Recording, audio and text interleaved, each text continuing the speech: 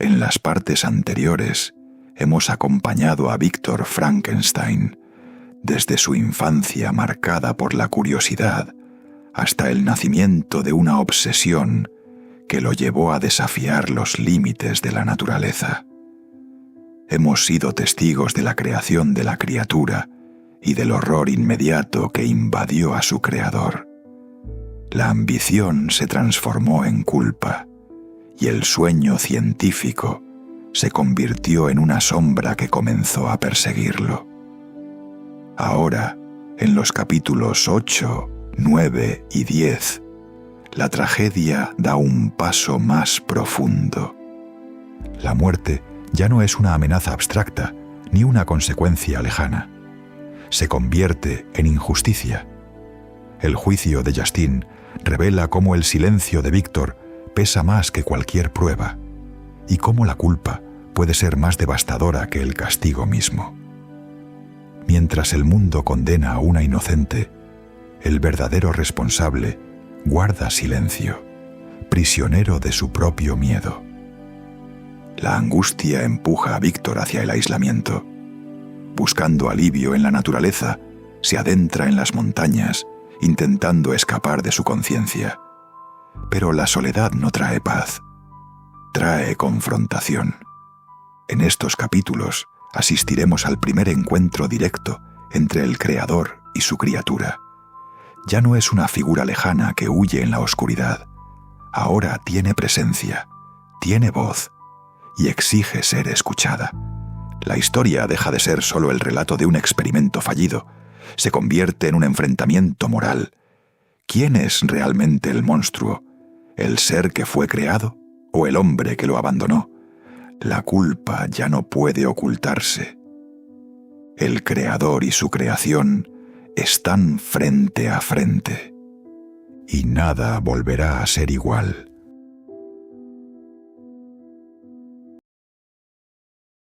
Capítulo 8. Aquello fue el comienzo de unas fiebres nerviosas que me tuvieron recluido en cama durante varios meses. Durante todo ese tiempo, solo Henry se ocupó de mí. Después averigüé que, sabiendo que mi padre era muy mayor y que no le sentaría bien un viaje tan largo, y lo mucho que mi dolencia afectaría a Elizabeth, Henry les había ahorrado ese sufrimiento ocultándoles la verdadera dimensión de mi enfermedad. Él sabía que nadie me cuidaría con más cariño y atención que él mismo. Y convencido de que me recuperaría, estaba seguro de que su actuación no había constituido en absoluto un perjuicio, sino lo mejor que podía hacer por ellos. Pero yo estaba realmente muy enfermo, y seguramente nada, salvo las constantes y continuas atenciones de mi amigo, podría haberme devuelto a la vida. Siempre tenía ante mí la figura del monstruo al que yo había insuflado vida, y aparecía en mis delirios constantemente. Sin duda, mis palabras sorprendieron a Henry. Al principio pensó que eran divagaciones de mi imaginación desordenada, pero la insistencia con la cual constantemente recurría al mismo tema le convenció de que mi trastorno tenía su origen en algún suceso insólito y terrible. Muy poco a poco, y con frecuentes recaídas que asustaban e inquietaban a mi amigo, me fui recuperando. Recuerdo que la primera vez que fui capaz de observar las cosas de la calle con cierto placer, me di cuenta de que las hojas caídas habían desaparecido y que los tallos verdes comenzaban a brotar en los árboles.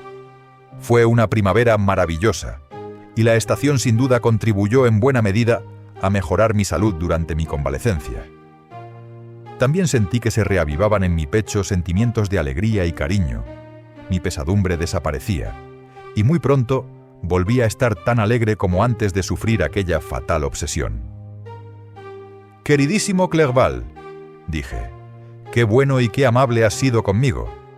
Todo el invierno, en vez de emplearlo en el estudio, tal y como habías planeado, lo has malgastado en mi habitación de enfermo. ¿Cómo podré recompensártelo? Lamento muchísimo haber sido la causa de este desastre. Espero que me perdones». «Me lo recompensarás si no vuelves a enfermar», replicó Henry. «Y ponte bueno cuanto antes. Y puesto que pareces de buen humor, quizá pueda hablarte de una cosa. ¿Te importa?». Temblé. «¿Una cosa?». ¿Qué podría ser? ¿Podría estarse refiriendo a una cosa en la cual ni siquiera me atrevía a pensar? No te pongas nervioso. Dijo Clerval, que se dio cuenta de que yo palidecía. No diré nada si te inquieta. Pero tu padre y tu prima se alegrarían mucho si recibieran una carta tuya y de tu puño y letra.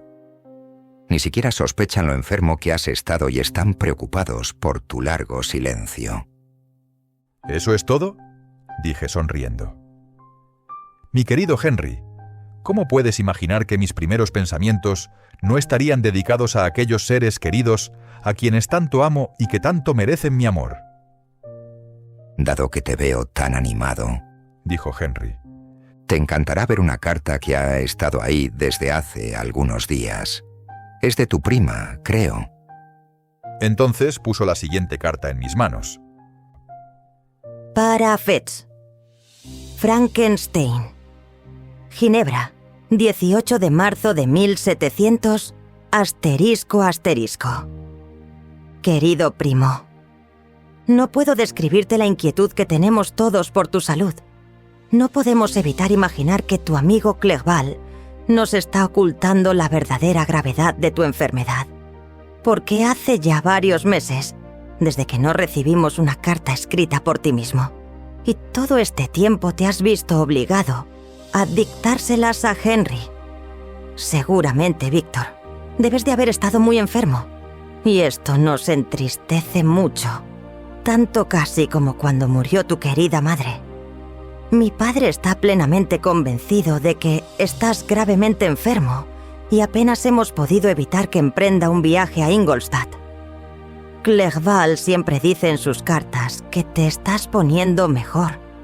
Deseo fervientemente que nos confirmes esa idea, muy pronto escribiéndonos de tu puño y letra. Porque, Víctor, de verdad, todo esto nos tiene muy preocupados. Disipa nuestros temores y seremos las criaturas más felices del mundo. La salud de mi tío es tan buena y está tan fuerte que parece haber rejuvenecido 10 años desde el invierno pasado.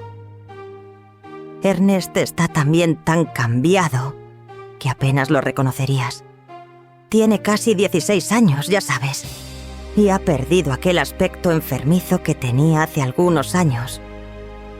Está muy bien y muy vigoroso, si puedo utilizar ese término, aunque resulta muy expresivo.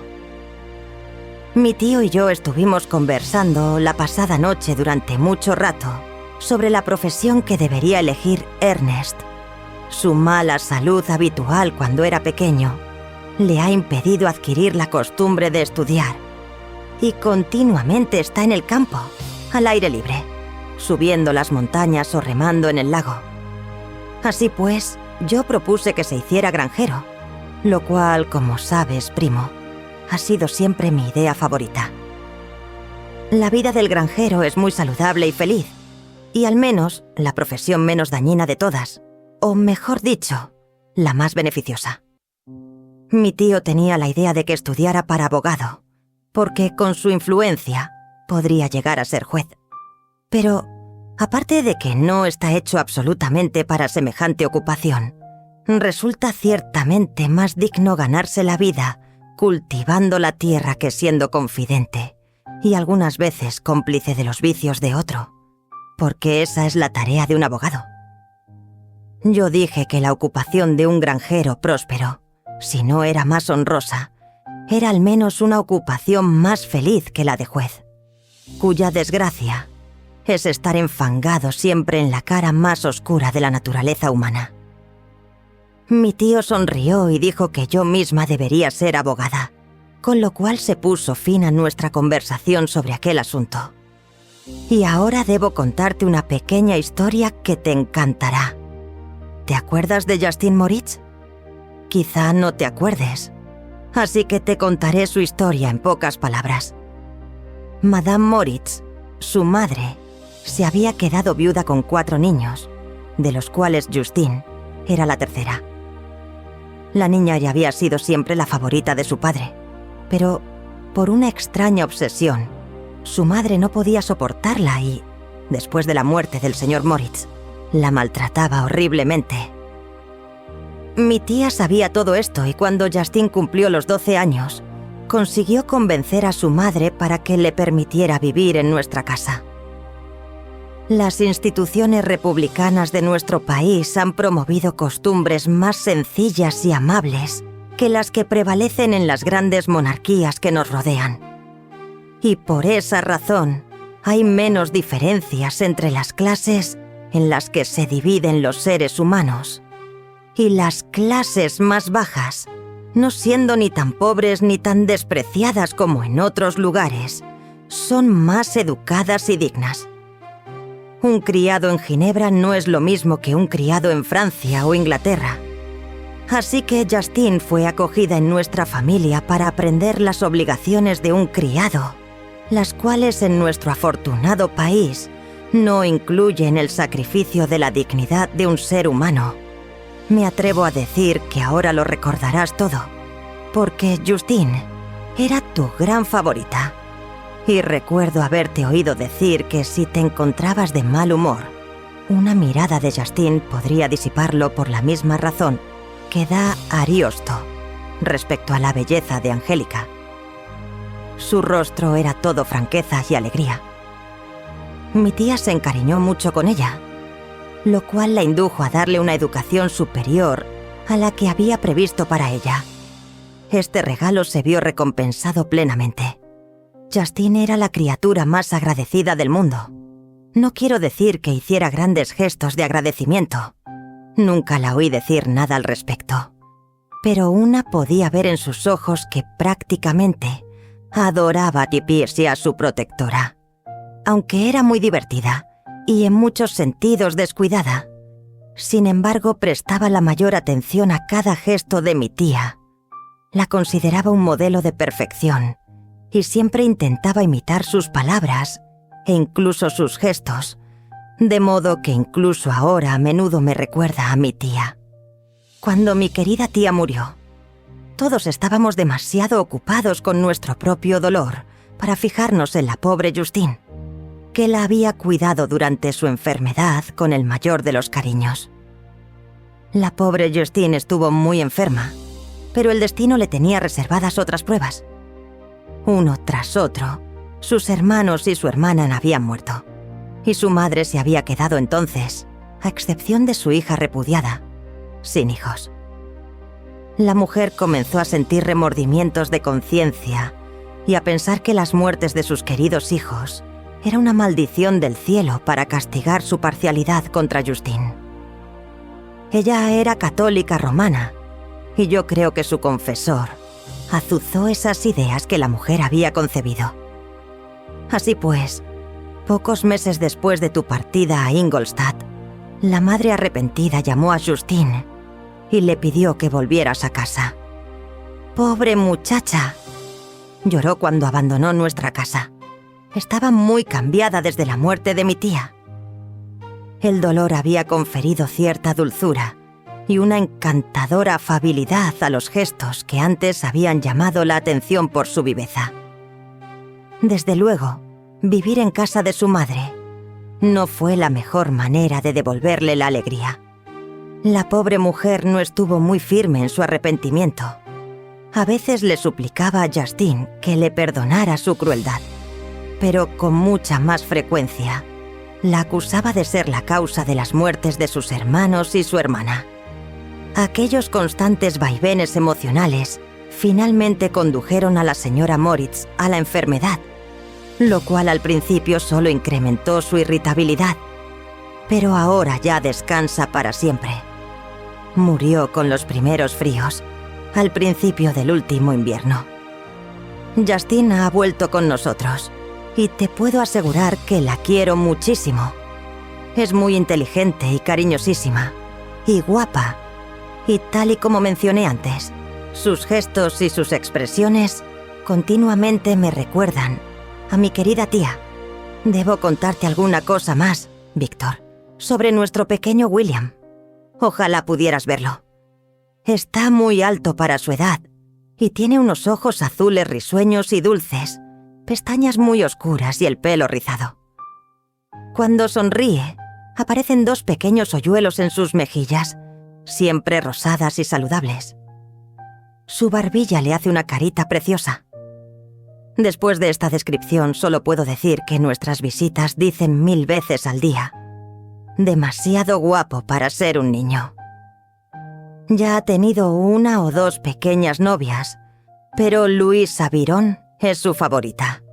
Es una niña preciosa de 5 años.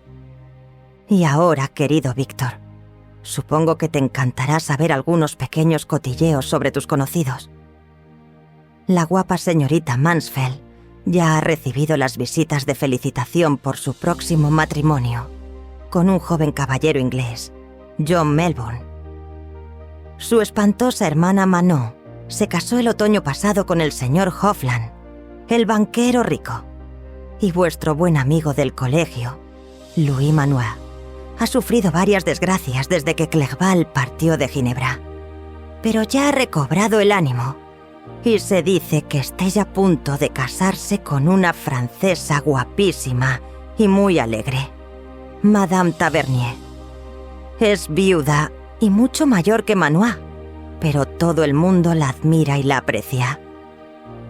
Te he escrito con todo mi buen ánimo, querido primo, pero no puedo terminar sin preguntarte angustiada otra vez por tu salud. Querido Víctor, si no estás muy enfermo, escribe tú mismo y haz feliz a tu padre y a todos nosotros, o ni siquiera me atrevo a pensar en la otra posibilidad. Ya estoy llorando. Escribe, mi querido Víctor. Tu prima, que te quiere muchísimo, Elizabeth Lavensa. «Querida, querida Elizabeth», exclamé cuando hube terminado de leer su carta. «Escribiré inmediatamente y así aliviaré la angustia que deben de estar sintiendo». Escribí y la tarea me cansó muchísimo, pero mi recuperación había comenzado y continuaba satisfactoriamente. En otros 15 días podría abandonar mi alcoba.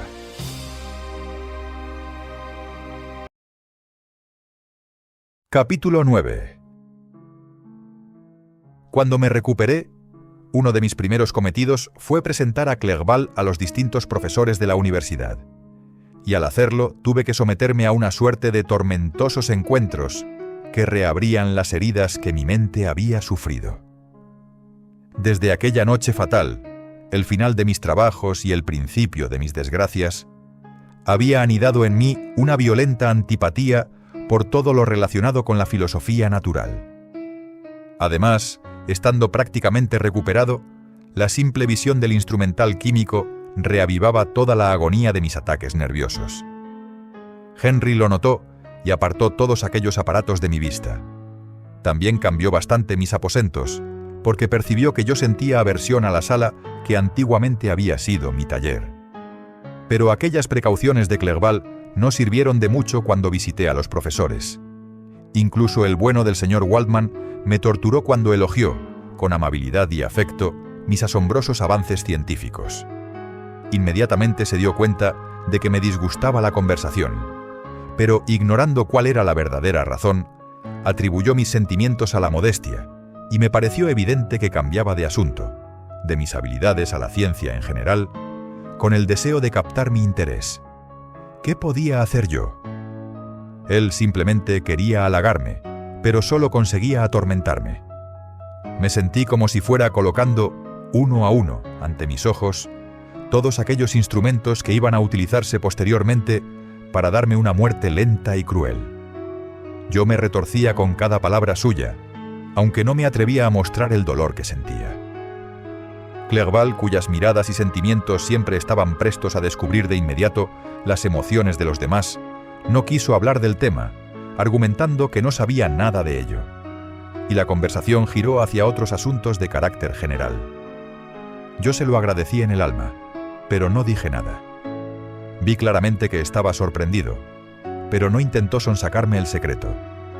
Y aunque yo lo quería con una mezcla de afecto y respeto sin límites, nunca me atreví a confesarle aquello que siempre estaba presente en mis pensamientos, porque temía que al explicárselo a otra persona, solo consiguiera que dejara en mí una huella aún más profunda. El señor Krempe no fue tan amable, y dada la condición de extrema sensibilidad, casi insoportable, en la que me encontraba entonces, sus encomios rudos y directos me causaron más dolor que la benevolente aprobación del señor Waldman. «Maldito muchacho», exclamó. «Señor Clerval, le digo a usted que nos ha sobrepasado a todos. Sí, piense lo que quiera, pero de todos modos es la pura verdad. Un mozalbete que apenas hace 3 años creía en Cornelio Agripa tan firmemente como en el Evangelio. Ahora se ha colocado a la cabeza de la universidad. Y si no lo expulsamos pronto, nuestros puestos no estarán seguros. Sí. Continuó observando mi gesto de contrariedad. El señor Frankenstein es muy modesto, una excelente cualidad en un hombre joven. Los jóvenes deberían ser más humildes. Ya sabe a qué me refiero, señor Clerval.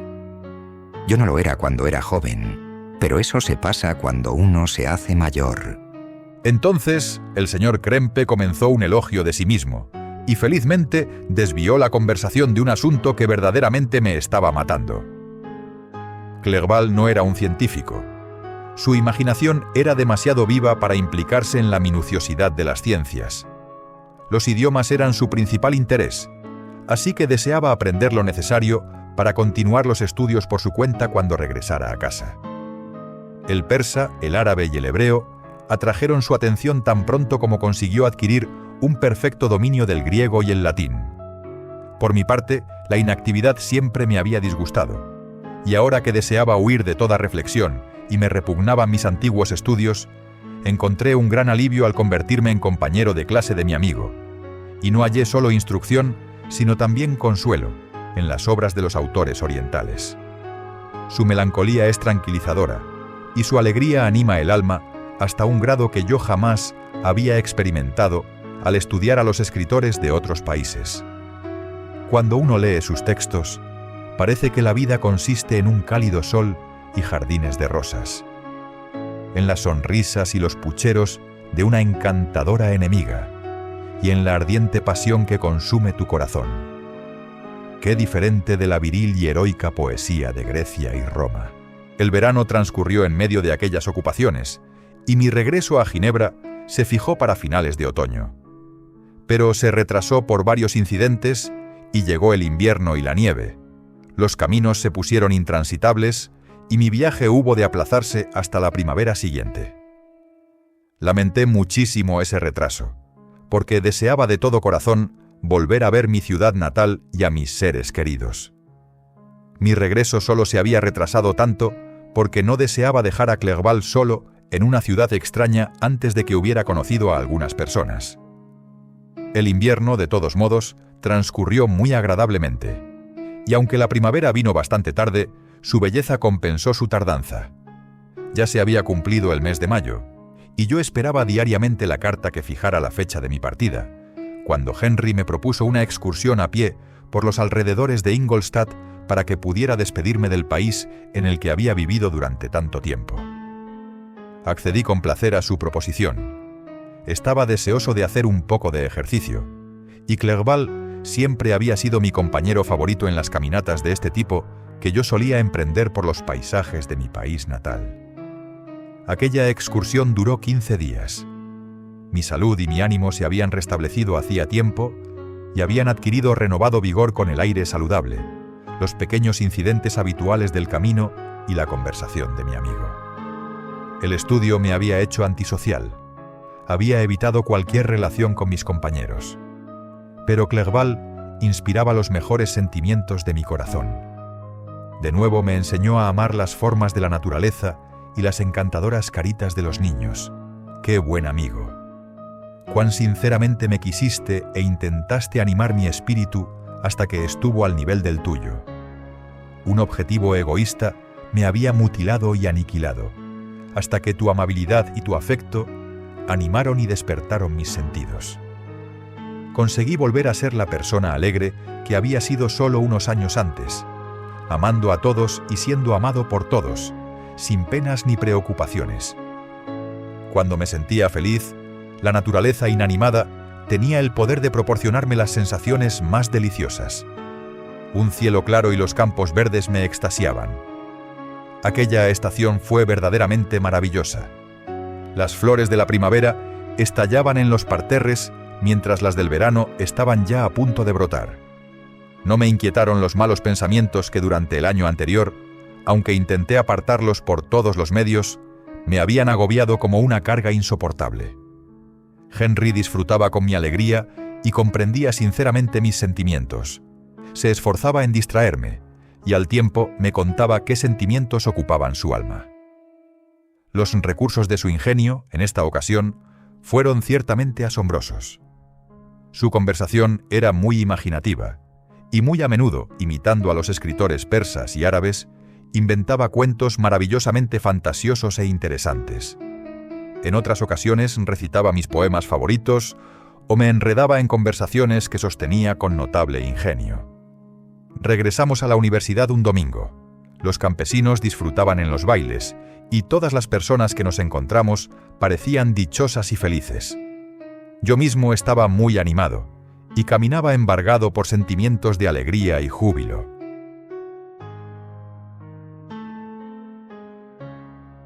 Capítulo 10. Cuando regresé a casa, me encontré la siguiente carta de mi padre. Para Wim Frankenstein, Ginebra, 2 de junio de 1700. Asterisco, asterisco. Querido Víctor, probablemente has estado esperando impaciente una carta en la que fijara el día de tu regreso, y al principio estuve tentado de escribirte unas líneas, solo para decirte el día en el que podríamos esperarte, pero eso sería una cruel amabilidad, y no me atreví a hacerlo. ¿Cuál sería tu sorpresa, hijo mío, cuando esperaras una bienvenida alegre y feliz, y te encontraras, por el contrario, lágrimas y desconsuelo? ¿Y cómo puedo, Víctor, contarte nuestra desgracia? La ausencia no puede haber endurecido tu corazón frente a nuestras alegrías y nuestras penas. ¿Y cómo puedo infligir dolor en mi hijo ausente? Quisiera prepararte para la dolorosa noticia, pero sé que es imposible. Ya sé que tu mirada estará buscando ahora, en estas hojas, las palabras que te revelarán las horribles noticias. William ha muerto. El encantador muchacho cuyas sonrisas me encantaban y me animaban.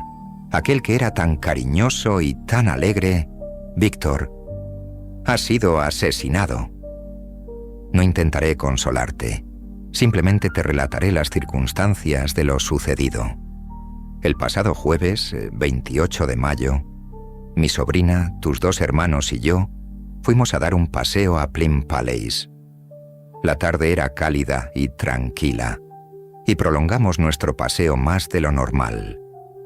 Ya casi había atardecido cuando decidimos regresar, y entonces descubrimos que Ernest y William, que se habían adelantado, habían desaparecido. Así que nos sentamos en un banco para esperar a que volvieran. Entonces vino Ernest y preguntó por su hermano. Dijo que había estado jugando con él y que William se había ido corriendo para esconderse y que lo había estado buscando en vano y que después había estado esperando mucho rato, pero no había vuelto. Esto nos asustó bastante y continuamos buscándolo hasta que cayó la noche. Entonces Elizabeth aventuró que tal vez podía haber regresado a casa, pero no estaba allí. Volvimos al lugar con antorchas, porque yo no podía vivir pensando que mi querido niño se había perdido y se había quedado a la intemperie, con la humedad y el rocío de la noche. Elizabeth también estaba angustiadísima. Alrededor de las 7 de la mañana, descubrí a mi pequeño, al que la tarde anterior había visto rebosante de vitalidad y salud.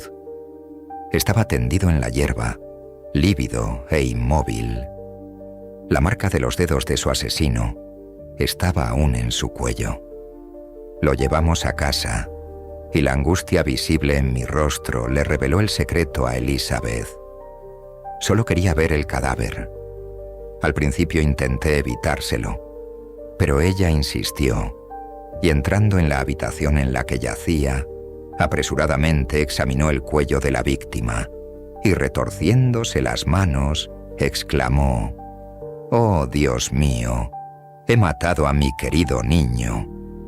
Se desmayó y solo con mucha dificultad conseguimos reanimarla. Cuando volvió en sí, no hizo más que llorar y suspirar. Me dijo que aquella misma tarde, William le había estado dando guerra para que le permitiera llevar una miniatura muy valiosa que tu madre le había regalado. Este retrato ha desaparecido y sin duda fue el motivo por el cual el asesino cometió el crimen. Hasta el momento no hay ni rastro de él, aunque no hemos cesado en nuestras indagaciones para descubrirlo. Pero eso no nos devolverá a mi querido William. Vuelve, querido Víctor. Solo tú puedes consolar a Elizabeth.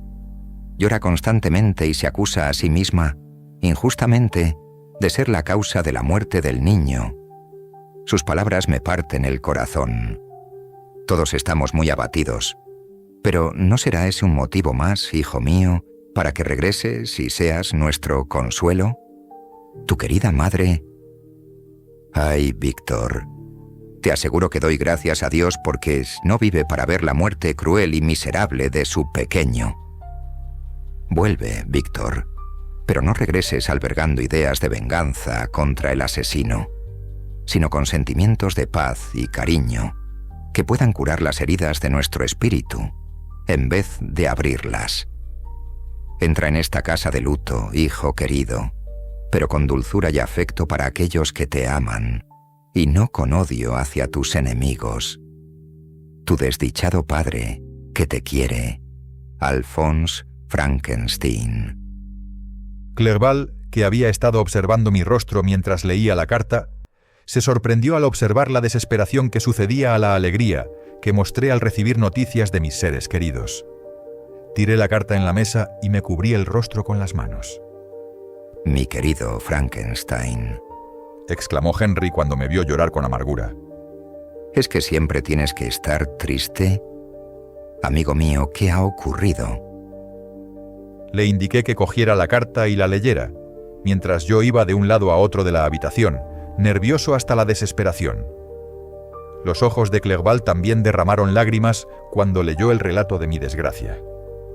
No puedo consolarte de ningún modo, amigo mío, dijo. Tu tragedia es irreparable. ¿Qué piensas hacer? Ir inmediatamente a Ginebra. Ven conmigo, Clerval, para pedir unos caballos. Por el camino, Henry intentó animarme. No lo hizo con los tópicos habituales, sino mostrando una verdadera comprensión. Pobre William, dijo. Pobre chiquillo. Ahora descansa junto a su angelical madre. Sus seres queridos están de luto y lo lloran, pero él ya descansa. Ya no siente las garras del asesino. La hierba cubre su precioso cuerpo y ya no sufre. Ya no podemos tener lástima por él. Los que han quedado vivos son los que más sufren, y para ellos el tiempo será el único consuelo. Aquellas máximas de los estoicos, según los cuales la muerte no se podía considerar un mal, y que la mente del hombre debería estar por encima de la desesperación que produce la ausencia eterna del ser amado, no deberían ni siquiera tenerse en consideración. Incluso Catón lloró sobre el cadáver de su hermano. Clerval decía estas cosas mientras caminábamos aprisa por las calles. Las palabras se grabaron en mi mente y las recordé después cuando estuve en soledad. Pero en aquel momento, en cuanto llegaron los caballos, salté al cabriolé y le dije adiós a mi amigo. El viaje fue muy triste.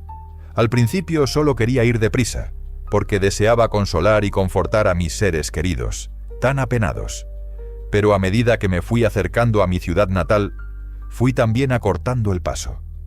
Apenas podía soportar la avalancha de sentimientos que se agolpaban en mi mente. Pasé por paisajes que conocía bien desde mi juventud y que no había visto desde hacía casi 5 años. ¿Cómo habría cambiado todo durante todo ese tiempo?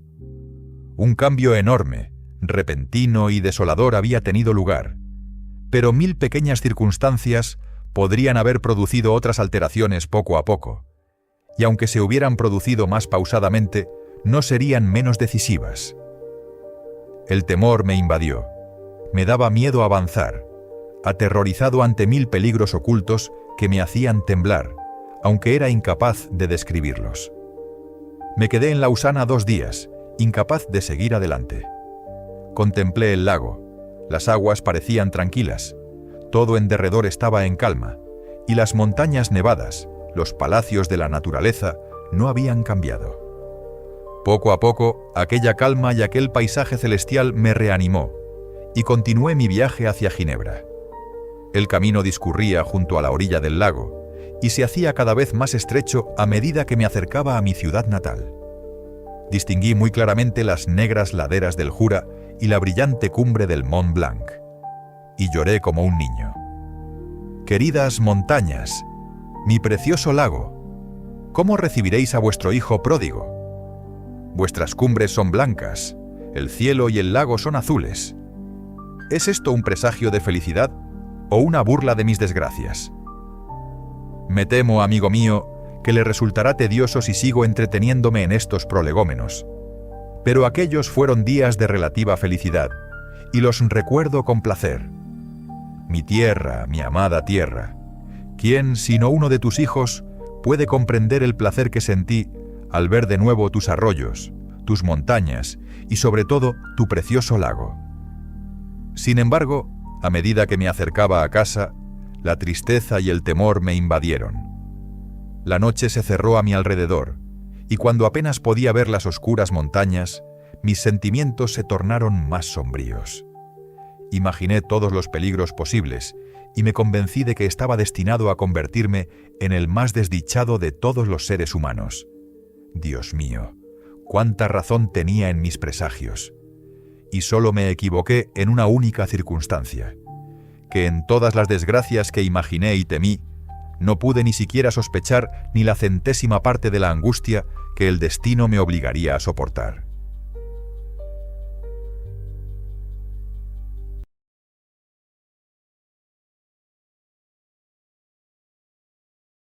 En estos capítulos hemos atravesado uno de los momentos más dolorosos de la novela. La injusticia cometida contra Justine no es solo una tragedia familiar, es la materialización de la culpa de Víctor. Su silencio pesa más que cualquier acusación.